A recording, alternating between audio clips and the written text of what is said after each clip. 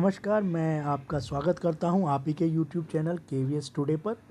KVS PRT recruitment 2020। जी हां, आज का हमारा जो विषय है, आज हम इस पर चर्चा करेंगे कि केंद्रीय विद्यालय में पीआरटी लगने के लिए, पीआरटी की जॉब पाने के लिए उसका जो एलिजिबिलिटी क्राइटेरिया है वह क्या होगा, साथ में उसका पैटर्न क्या होगा और सिलेबस उसका क्या होगा। जी हाँ, तो चलते हैं केवीएस पीआरटी 2020 की ओर। उसके पैटर्न के बारे में, उसके एलिजिबिलिटी क्राइटेरिया को देखते हैं और सिलेबस को देखते हैं। चलते हैं आगे, ज़्यादा समय ना लेते हुए। सबसे पहले बात करते हैं, एक नोटिस आया था 2018 में, जिसके अनुसार एलिजिबिलिटी को डिसाइड किया गया और उसमें बताया गया कि जो लोग जिन्होंने 12th क्लास में 50% मार्क्स प्राप्त किए हैं वो ही इसके लिए योग्य हैं। साथ में उन्होंने 2 साल का जो डिप्लोमा एलिमेंट्री एजुकेशन किया है, और इसका कुछ भी नाम हो सकता है, by what ever name non, क्योंकि अगर बात करें दिल्ली में इसे बोला जाता है diet, district institute of education training, तो कहीं पर इसको ईटीई बोला जाता है। साथ में बात करें सीनियर सेकेंडरी में इक्विवेलेंट के 50% तो चाहिए। किसी ने कहा कि 49.9% चलेगा, तो बिल्कुल नहीं चलेगा। 50% मतलब 50% है। साथ में 4 साल का अगर किसी ने बीएलएड किया है तो वो भी इसके लिए एलिजिबल माना जाएगा। इसके साथ साथ अगर किसी ने 2 साल के डिप्लोमा स्पेशल एजुकेशन में किया है तो वो भी इसके लिए एलिजिबल माना जाएगा।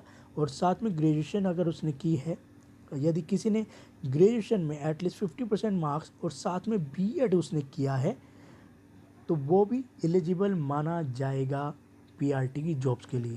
पहले बीच में अगर कुछ सालों की बात करें, कुछ सालों में पहले केंद्रीय विद्यालय में पीआरटी की जॉब्स के लिए जो बीएड वाले होते थे, जो ग्रेजुएशन वाले होते, वो एलिजिबल नहीं होते थे।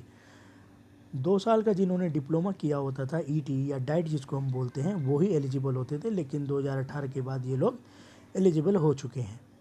चलते हैं आगे। एक चीज़ और सोचने वाली बात है यहाँ पर, सोचने नहीं देखने वाली बात है कि जिसने bachelor of education from any NCT recognise institution से किया है वो अपॉइंटमेंट हो सकता है as a teacher in class 1 to 5th, provided the person as a appointment as a teacher shall mandatory undergo a 6 month bridge course.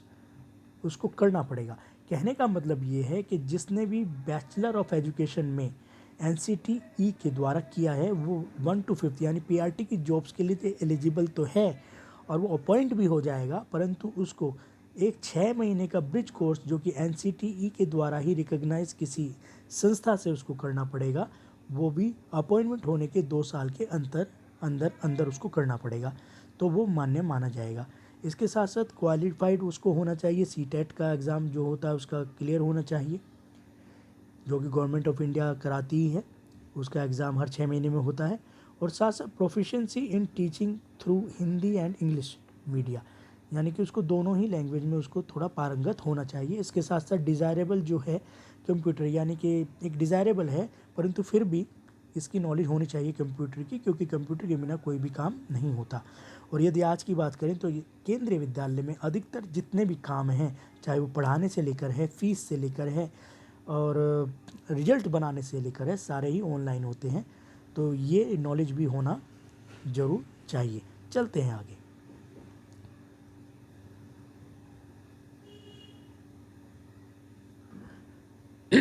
अब आते हैं, ये चीज़ मैंने आपको बताई दी है। एज के बारे में थोड़ा सा आपसे बता देता हूँ कि एज जो है, एज की बात करें तो एज प्राइमरी टीचर का जो एज है वो 30 ईयर्स होना चाहिए। 30 ईयर्स जो होना चाहिए, 30 ईयर्स का उसका एज होना चाहिए। साथ में जो पे लेवल है उसकी बात करें, यानी कि जो उसका पे लेवल होगा वो 35,400 से लेकर 1,12,400, ये बेसिक होता है। और इसी के ऊपर सारा डीए लगता है, एचआरए लगता है, टीए होता है, तो तनख्वाह इससे ज़्यादा ही बैठती है। जब आप जॉब में आएंगे तो आप इस चीज़ को समझ सकेंगे। मैंने इसेंशियल क्वालिफ़िकेशन के बारे में आपको पहले ही बता दिया है, ये सारी इसेंशियल क्वालिफ़िकेशन होती हैं। आगे चलते हैं। और पीआरटी की बात करें तो पीआरटी में एक जो बात करें तो ये पीआरटी में म्यूज़िक जो टीचर होता है ये भी केंद्रीय विद्यालय में एज ए पीआरटी में ही काउंट होता है।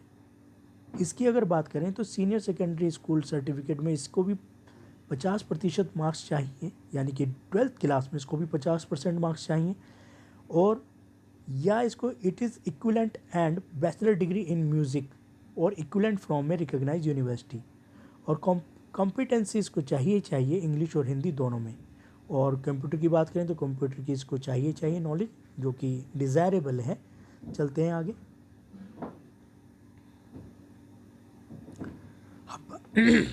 अब बात करते हैं instructions of the candidate for the post of PRT music, जो कि इंस्ट्रक्शंस जो हैं उसके लिए देखिए क्या क्या हैं। सबसे बड़ी बात यह है कि for the post of primary teacher music the candidates who have obtained diploma in music are not eligible to apply. It means इसके अंदर जिसने डिप्लोमा किया होगा वो एलिजिबल नहीं होगा। उसको क्या करना पड़ेगा, उसको वही करना पड़ेगा जिसका मैंने पिछले पेज में जिक्र किया। पिछले पेज में ये जिक्र किया है हमने, क्या किया है कि उसको सीनियर सेकेंडरी स्कूल से 50% मार्क्स और इंटरमीडिएट विथ 50% मार्क्स और it is equivalent and bachelor degree. और साथ में क्या चाहिए, bachelor degree in music. Bachelor degree चाहिए, ना कि डिप्लोमा चाहिए। मुझे लगता है आपको समझ में आया होगा दोनों में फ़र्क। अब बात करते हैं एज रिलैक्सेशन का। एज रिलैक्सेशन की बात करें तो ये आपका जो शेड्यूल कास्ट है उसको 5 साल का रिलैक्सेशन मिलता है, ओबीसी में 3 साल का। वुमेन जो ऑल कैटेगरीज हैं for teaching post only except for the post of principal and vice principal, यानी कि प्रिंसिपल और वाइस प्रिंसिपल की पोस्ट के हर पोस्ट के लिए, चाहे वो टीजीटी है, पीजीटी है, प्राइमरी टीचर है, सभी के लिए 10 साल का रिलैक्सेशन उसको मिलता है। केवीएस एम्प्लॉयज़ जो होते हैं उनके लिए नो एज बार है, यानी कि अगर वो डायरेक्ट रिक्रूटमेंट में आते हैं, केवीएस एम्प्लॉय पीआरटी से पीजीटी टीजीटी जाना चाहते हैं तो उनके लिए कोई एज बार नहीं है। Candidates with 3 years continuous service जिसकी हो गई है सेंट्रल गवर्नमेंट में, इसकी मैं बात कर रहा हूँ। The post are to same और एलाइड कैडर्स, उसको 5 साल जनरल में, 10 साल SC ST में, 8 साल OBC में उसको मिलेगा। ये आप लोग सर्कुलर जो मैं पढ़ रहा हूँ ये केवीएस की ऑफिशियल वेबसाइट से लिया गया है, आप वहाँ पे देख सकते हैं, ये सब वहाँ पर पड़ा हुआ है। Person ordinarily domiciles in state of Jammu Kashmir, यानी कि जो जम्मू कश्मीर के रहने वाले हैं उसको भी 5 साल का रिलैक्सेशन मिलेगा, जो 1/1/1980 से लेकर 31/12/1989 यानी 31/12/1979 तक वहाँ पर रहे हैं। अब बात करें पर्सन विद डिसेबिलिटीज़, ये बात कर रहे हैं हम जिसको डिसेबिलिटीज़ है। SC ST में 15 साल का, OBC में 13 साल का और जनरल में 10 साल का उसको रिलैक्सेशन मिलेगा। एक्स सर्विसमैन है तो उसको 5 साल का मिलेगा ग्रुप ए पोस्ट से, जनरल कास्ट में है, OBC में तो 3 साल का और SC ST में तो 5 साल का मिलेगा। तो ये एज रिलैक्सेशन है, आप जिस कैटेगरी में आते हैं आप समझ जाइए आपको कितने साल का रिलैक्सेशन मिल सकता है। इसी तरह एक्स सर्विसमैन जो बी पोस्ट के होते हैं, ग्रुप बी पोस्ट के लिए जो आएंगे उनके लिए भी लेकिन उनके लिए भी ये 3 साल का और OBC है तो 6 साल का और SC ST है तो 8 साल का। ये सब आप देख लीजिएगा, ज़्यादा इसके अंदर जाने का ज़रूरत नहीं है। अब चलते हैं प्राइमरी टीचर का जो सिलेबस है, यानी कि जो उसका पैटर्न है वो जो आएगा पेपर में वो कितने नंबर का क्या आएगा। सबसे पहले बात करते हैं प्राइमरी टीचर का। ये जो 2.5 घंटे का होता है, 150 मिनट, 150 मिनट का मतलब क्या हुआ, 60 दूनी 120, 2 घंटे 30 मिनट, यानी कि 2 घंटे 30 मिनट की ड्यूरेशन होगा। 150 इसके अंदर क्वेश्चंस होंगे और 150 ही मार्क्स का ये सारा पेपर होगा, यानी कि 1 नंबर का 1 क्वेश्चन होगा। अब चलते हैं इसका क्राइटेरिया हम देखते हैं, इसका पैटर्न हम देखते हैं कि इसमें पैटर्न में आएगा क्या क्या। सबसे पहले बात करें जनरल इंग्लिश की बात करें और जनरल हिंदी की बात करें तो दोनों से 10-10 नंबर के क्वेश्चन आएंगे, 10-10 क्वेश्चन आएंगे और हर क्वेश्चन 1 मार्क्स का होगा, यानी कि 10 नंबर की आपकी, यानी कि 10 नंबर का इंग्लिश हो गया और 10 नंबर का हिंदी हो गया, यानी कि 10 नंबर का इंग्लिश और 10 नंबर का हिंदी आपका हो गया। इसी तरह आगे चलें तो उसके बाद जनरल नॉलेज आती है, जो कि एक एक नंबर का क्वेश्चन होता है, ये भी 10 नंबर की आती है जनरल नॉलेज। रीजनिंग की बात करें तो ये भी 10 नंबर की आती है, ये भी एक एक नंबर का है। कंप्यूटर लिटरेसी 10 नंबर की आएगी। पेडागोगी 20 नंबर की आएगी। पेडागोगी में आप देख लीजिए child and development of children, education and curriculum, methodology, ये सारा मैं ये मान के चलता हूँ जो इसके लिए एलिजिबल हैं, जो कि पीआरटी की जॉब्स के लिए आ रहे हैं, वो पढ़ कर आते हैं, ईटी का डिप्लोमा करके आ रहे हैं, बीएड करके आ रहे हैं, तो उन्होंने ये पेडागोगी को पढ़ा होगा। तो ये जहाँ तक मैं जानता हूँ उनके लिए ज़्यादा इसके लिए पढ़ने की आवश्यकता नहीं है, अगर उन्होंने ढंग से पढ़ा है तो। रही जनरल नॉलेज व करंट अफेयर्स की बात, सबसे पहले बात करें जनरल इंग्लिश की, तो जनरल इंग्लिश और जनरल हिंदी आप किसी भी कॉम्पिटिटिव जो एग्ज़ाम्स के लिए तैयारी के लिए बुक्स आती हैं, आप वहाँ से कर सकते हैं।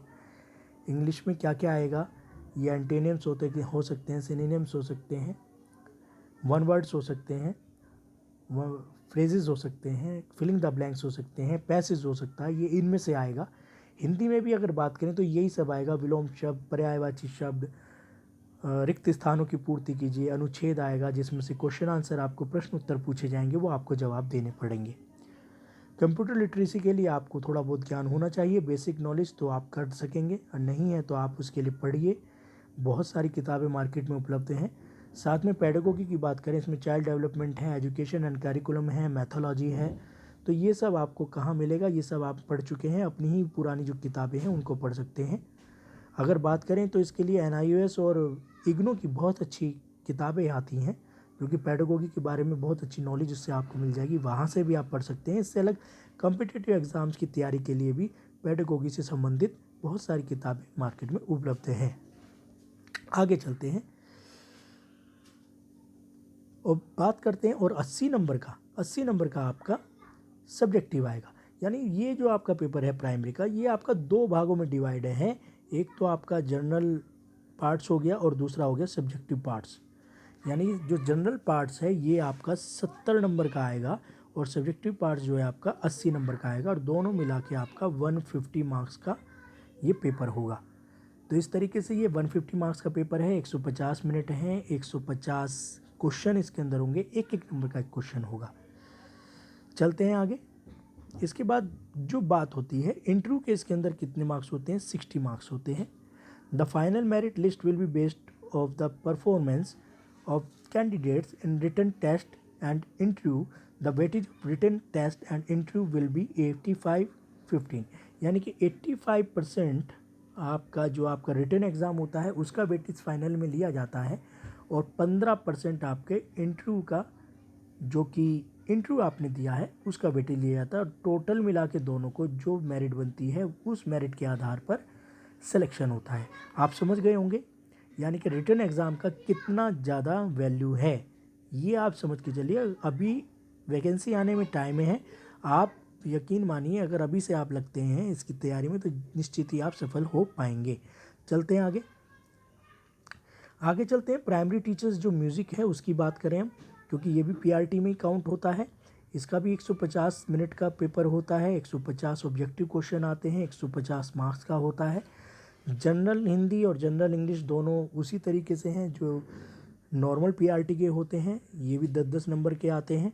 लेकिन यहाँ पे बात करें ये जनरल और करंट अफेयर्स की बात करें तो ये 10 नंबर का, रीजनिंग ये भी 10 नंबर का, कंप्यूटर लिटरेसी ये भी 10 नंबर का, यानी कि बात करेंगे 10, 20, 30, 40, 50 नंबर का जो है इसका जनरल पेपर आता है। और सब्जेक्ट की बात करें तो सब्जेक्ट कंसर्न की बात करें तो ये आपका 100 नंबर का क्वेश्चन आता है, 100 नंबर के क्वेश्चंस आते हैं।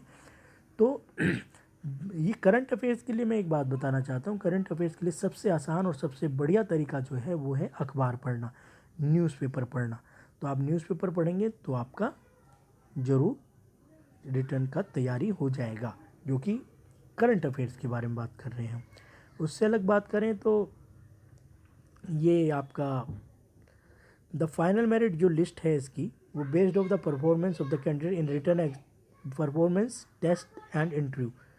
तो the weightage of written test, performance test and interview will be 60-25-15।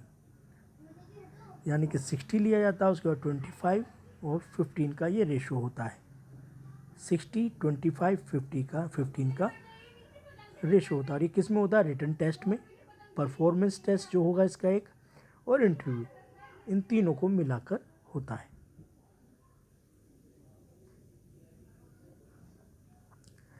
अब चलते हैं आगे। पीआरटी जो है, जो मैंने बताया था 70 नंबर का, तो मैंने आपको बताया जो जनरल पार्ट्स होता है, लेकिन जो सब्जेक्टिव पार्ट होता है प्राइमरी टीचर का, उसकी बात करते हैं। उसमें आखिर ऐसा क्या आएगा?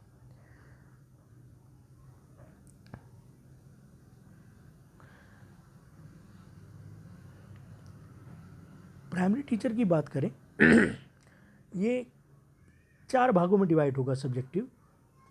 सबसे पहले कोर लैंग्वेज कॉम्पिटेंसी, हिंदी और इंग्लिश। ये 10 मार्क्स का होगा। कितने का होगा? 10 और 10 मार्क्स का, 20 मार्क्स का। आपने देखा होगा पहले भी 20 मार्क्स का आ चुका है जनरल पार्ट्स में, और इसमें भी 10 नंबर का आ रहा है।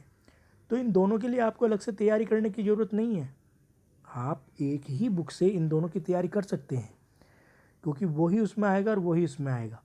दोनों ही एक तरीके से सेम समझिए। मुझे ये नहीं समझ में आता कि किस लिए इसको अलग अलग रखा गया है, लेकिन ये आपके लिए आसान है कि अगर आप इसके लिए अलग से आपको तैयारी करने की ज़रूरत नहीं है, क्योंकि जनरल पार्ट्स में ऑलरेडी 20 नंबर की हिंदी और इंग्लिश आ रही है 10-10 नंबर में। अब बात करते हैं जनरल साइंस आएगा, ये 20 नंबर में आएगा।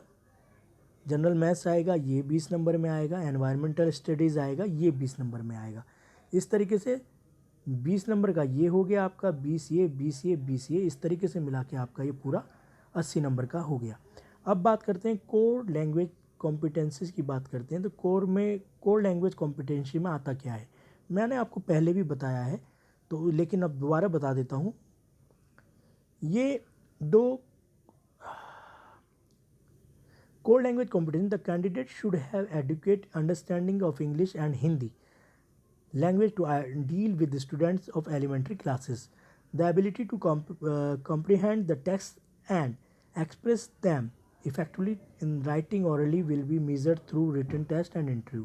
अब बात करते हैं इसमें आता क्या क्या। इसके अंदर आर्टिकल्स आएंगे, prepositions, verb forms, adjectives, modal, active passive, report, speech, pronunciation, यानी टोटल जो ग्रामर है वो आएगी। Essay on current issues, speech, vocabulary, idioms, phrases, antonyms, synonyms, methods of teaching English and elementary level.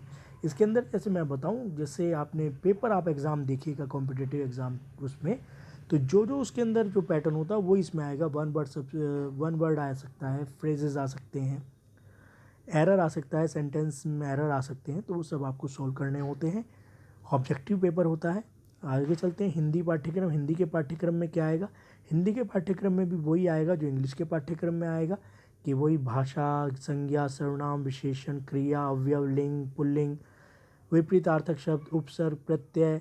आप जानते हैं पूरा पूरा ग्रामर है, अलंकार, विराम चिन्ह, कुछ भी आ सकता है ये 10 नंबर में। लेकिन आसान चीज़ ये है कि आपको जो जनरल पार्ट्स जो पेपर का है उसमें जो तैयारी करनी है, उसके लिए आपको अलग से यहाँ सब्जेक्टिव में पढ़ने की आवश्यकता नहीं है। अब बात करते हैं जनरल साइंस की। जनरल साइंस की ओर चलते हैं। तो जनरल साइंस में क्या क्या आएगा? जनरल साइंस में देखिए लिविंग वर्ड आ गया, human body, plant life, nature, vegetation and wild life. बहुत बड़ा है, ब्रॉड एरिया है, लेकिन जब आप पढ़ेंगे, इसको पढ़ने की तैयारी शुरू करेंगे, और ये सारी तैयारी आप कहाँ से कर सकते हैं? ये सारी तैयारी अगर आप, मेरी सलाह यही रहेगी, आप 6ठी क्लास से लेकर 10वीं क्लास तक की जो किताबें हैं उससे तैयारी करिए। वो ही सारा आपका कोर्स कवर कर देगा, और जनरल साइंस में आपको इससे बाहर नहीं मिलेगा। ये वैसे बहुत बड़ा एरिया है। इसमें मोशंस में जैसे कि बात करें, मोशंस की बात करें तो ये displacement, velocity, uniform, non uniform motions along. और पिछले साल की अगर बात करें तो पिछली बार जो पेपर आया था वो बड़ा हार्ड आया था। उसमें अगर आप देखेंगे क्वेश्चंस जो विज्ञान से, जो जनरल साइंस के क्वेश्चन थे, बहुत हार्ड थे। तो मेरी आपको यही सलाह रहेगी, ये सब तैयारी जो आप कर रहे हैं, इसके लिए आप जो अभी आपके पास समय है, तो अभी से आप 6ठी क्लास से लेकर पढ़ना शुरू कर दीजिए। तब आपका जो कोर्स है वो समय से पूर्ण हो पाएगा और आप अच्छे मार्क्स ला पाएंगे। आगे चलते हैं।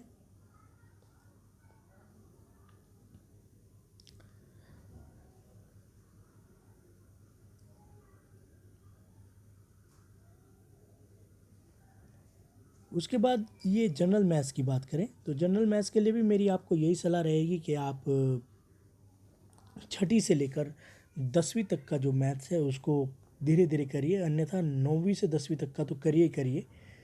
नंबर सिस्टम है,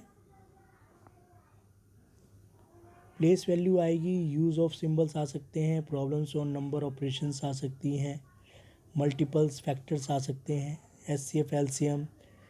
यानी कि आप जितना कॉम्पिटिटिव एग्ज़ाम्स में मैथ्स चाहिए वो आएगा। उसके साथ साथ ये ध्यान रखिए कि इसमें जो मैथ्स आती है, साइंस आती है, वो अच्छे लेवल की आती है, तो उसके लिए आपको पहले से ही तैयार रहना पड़ेगा। और मैथ्स का जो लेवल है बहुत अच्छा लेवल होता है। पिछली बार के आप पेपर उठा के देखिए तो आपको पता लगेगा केंद्रीय विद्यालय में जो पेपर होता है उसका जो क्वेश्चंस होते हैं, जो उसमें आता है, वो काफ़ी अच्छे लेवल का होता है। और यही कारण है कि केंद्रीय विद्यालय के अध्यापक जितने भी विद्यालय हैं, जितनी भी संस्थाएं हैं, उनमें टॉप पे चलता है, क्योंकि टीचर्स पूरा छन के वहाँ से आता है। आप इस जो इतना सिलेबस मैं आपको बता रहा हूँ ये सारा ऑफिशियल वेबसाइट जो केंद्रीय विद्यालय की है, केंद्रीय विद्यालय संगठन की, वहाँ पर आपको मिल जाएगा। इसके लिए आपको कहीं इधर उधर भागने की ज़रूरत नहीं है। और ये मैथ्स की बात करें तो basic geometrical ideas, line segment, open and close figures, interior, ये सब concept of parameter, data handling, pictograph, कहीं से भी कोई भी क्वेश्चन आ सकता है और ये 20 नंबर में मैथ्स आएगा आपका। आगे बात करें एनवायरमेंटल स्टडीज़, ये भी 20 नंबर का है, यहाँ से भी आपका 20 नंबर का आएगा।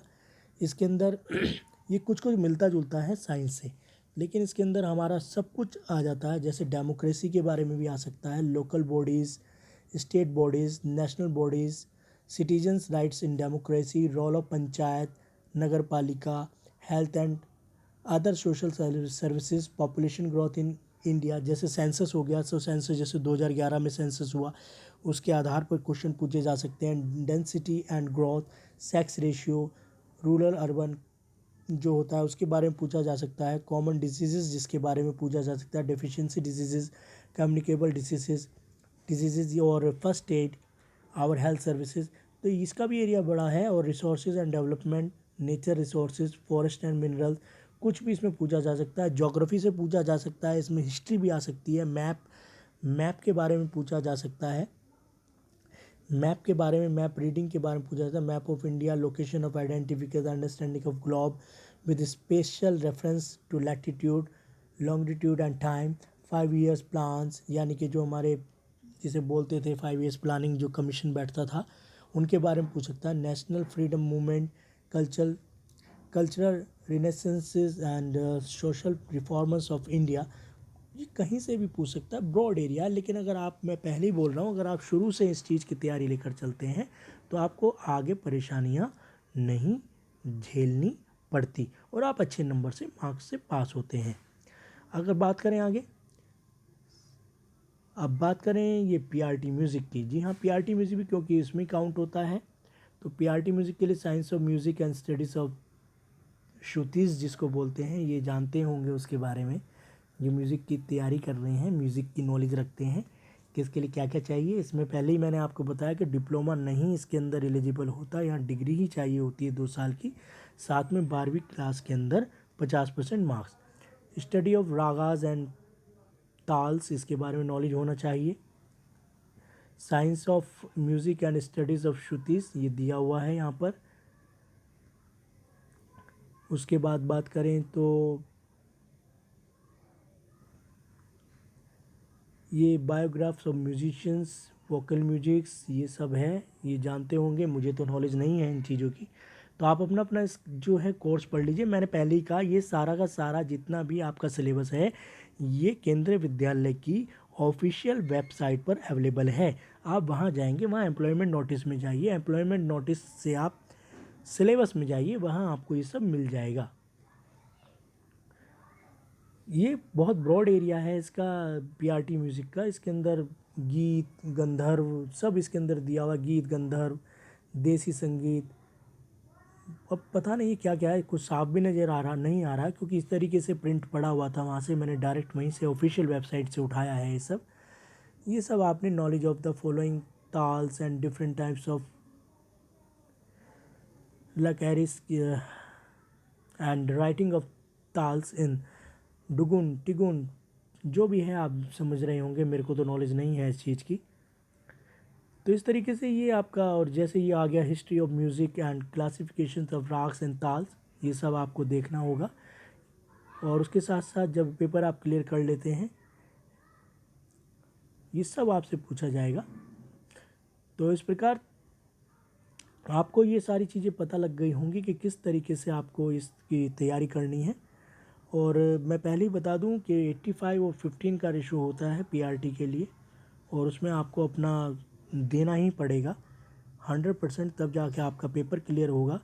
और बहुत से बच्चे मेरिट में आ जाते हैं लेकिन फिर भी क्लियर नहीं कर पाते, क्योंकि कहीं ना कहीं उनका रिटन एग्ज़ाम सिर्फ लाइन तक ही आते हैं, वो पास हो पाते हैं। लेकिन क्योंकि मैंने बताया 85% उसका रेशो लिया जाता है, 85% रेशो लिया जाता है रिटन एग्ज़ाम का। तो आप सोच लीजिए कितनी बड़ी वैल्यू होती है रिटन एग्ज़ाम की। इंटरव्यू का इतना बड़ा रोल नहीं होता, रोल तो होता है उसका भी, लेकिन इंटरव्यू का इतना बड़ा रोल ना होकर रोल रिटन एग्ज़ाम का होता है। और आप शुरू से तैयारी करेंगे तो निश्चित ही आप सफलता प्राप्त कर सकेंगे।